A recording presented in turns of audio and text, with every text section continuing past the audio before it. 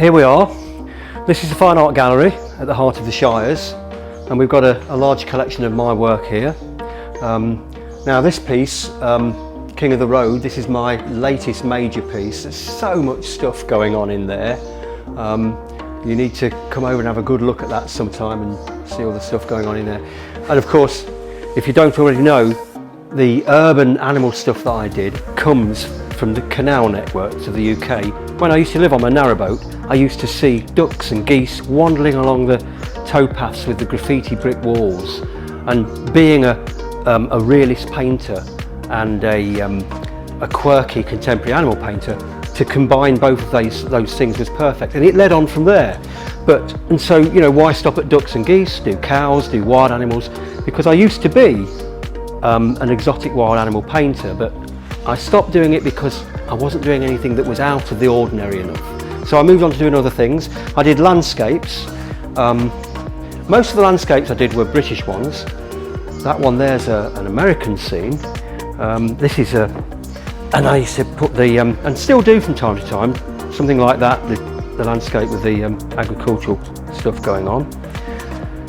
Right, now here we have Monty, and this again is the urban theme, only with this, the brick wall's gone, and we used something once to have a little talk about this painting, is the writing on the wall, because it almost looks like these letters are floating in space, and I didn't paint it with that in mind. It was just to indicate sort of a concrete wall that someone had sprayed graffiti onto, but it looks like the letters are floating there.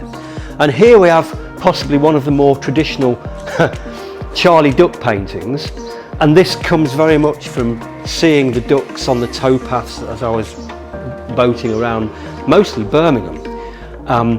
But the reason I called him Charlie is because he's a mallard drake, and I was thinking about, I know it's very corny, but I was thinking about the old comedian Charlie Drake. There he is, Charlie Drake. He's been a great success. There's been several now, and then I have this fun, you know, we put a few bits of detritus in, you know, and then I change the labelling on the bottles and sometimes invent my own products. I'm going to move around the gallery a bit. We've got a choice of picture framing that you can get from the gallery. It's great, and it's just such a lovely country, you know, setting. We've even got outside a nest, and you can hear the birds twittering away now. But then, not just the urban stuff, but I did a series of mainly cattle, and we had this is what we call, this is Goldie. It's part of the classic series, when I was choosing just to put a plain background. So this has got a rich brown, and it goes with the piece. And there was also the Head in the Clouds series as well, which was more like, now that's an original painting up there, and that is Gordon. That's actually Prudent Gordon. And I was painting the picture of a cow, just to paint a picture of a cow. I had no title in my head, and then it sort of struck me that it reminded me a little bit of Gordon Brown. And so I thought, well, I'll call it Gordon, but no one will know who I'm referring to. So I thought of Prudent Gordon, because he used to make his prime ministerial speeches deeming it prudent to do so. Well.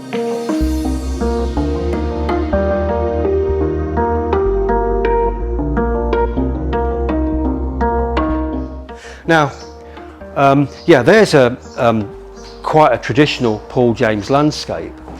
I used to do a lot of the panoramic views, atmosphere, looking off into the distance with the sheep grazing. But that one is actually Ireland. That's when I was in Ireland once, and I was sort of halfway up, what's it called? Slieve Donard. It's in the north actually, looking across over the valley. The big loch, is it Loch Ness, is over there somewhere. But yeah, so that's quite unusual. I've done one or two that are from Irish scenes. I don't know where you want to go to next. There's an urban piece here, and this comes again from the boating and painting the ducks and the geese with the urban backdrop, but moving on to the wildlife instead. And just this fellow, to me, he was saying, you know, he came over as being Mr. Philosophical, considering the state of the world, and that's why I've put in the background there, why am I here?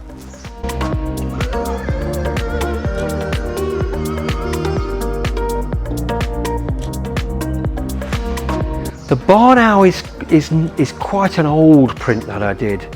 And the original was somewhat larger than that. There was a lot of work in that. It goes back some years when I was painting not just exotic English wildlife, not just exotic foreign wildlife, but all English stuff as well. I was very much into the English stuff because it was more true to me and true to what I was having experiences of.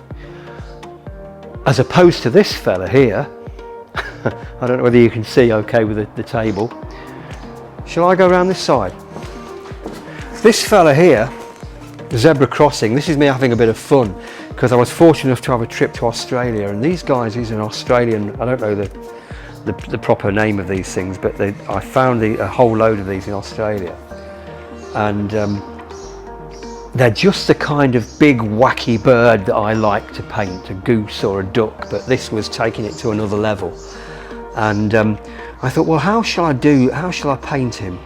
And then we saw there was a little jazz bar and in a little street just about big enough to drive one car down, and they'd scribbled stuff on the pavement. There was a little miniature zebra crossing, and then somebody had scribbled stuff on the pavement about, there's a band playing here tonight, whatever. But it was the zebra crossing that gave me the idea. I know what I'll do.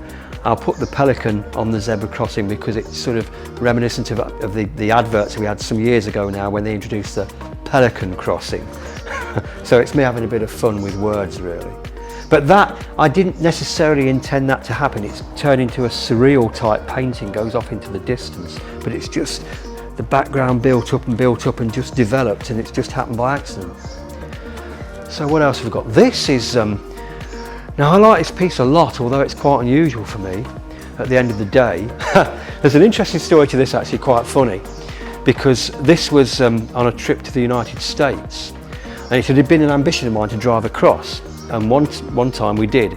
Actually, the first time we did, it was very exciting, but since then I've driven across the States several times, and after a while it gets very, like, you're on the interstate for hours. Is it a waste of a life? But I don't do it so much anymore.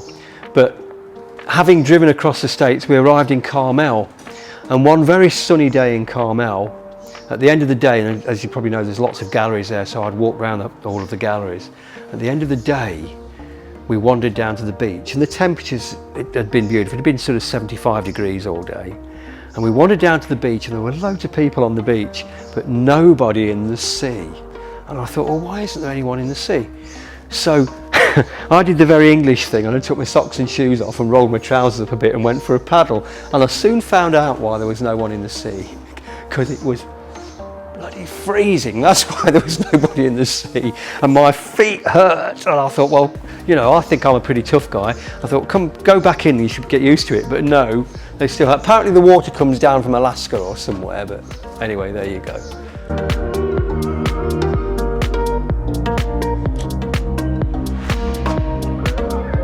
I was hanging out with a load of guys who were into Super Bowl, whatever that is, and so it was a beautiful afternoon, and they were watching the television, and I don't even know where we were.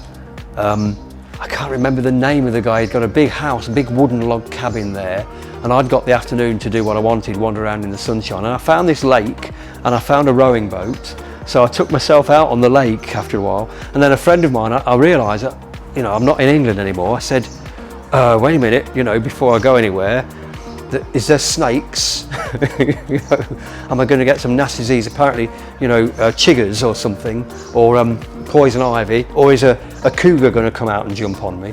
But apparently, no, none of that stuff happens there, or crocodiles or something coming out of the.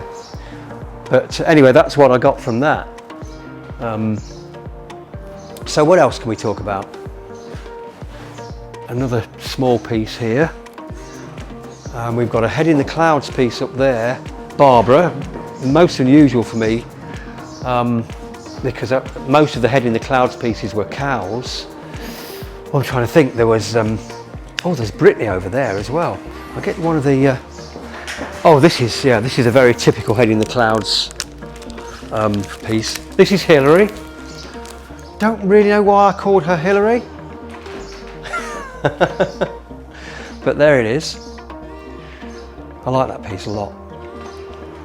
But there's all sorts. And we got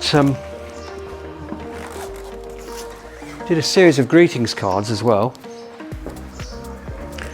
So this is one of the urban pieces, Hip Hop Harriet, and then there's something there from the Head in the Clouds series, and that's Paris and Nicole. So there you go then. Loads of stuff.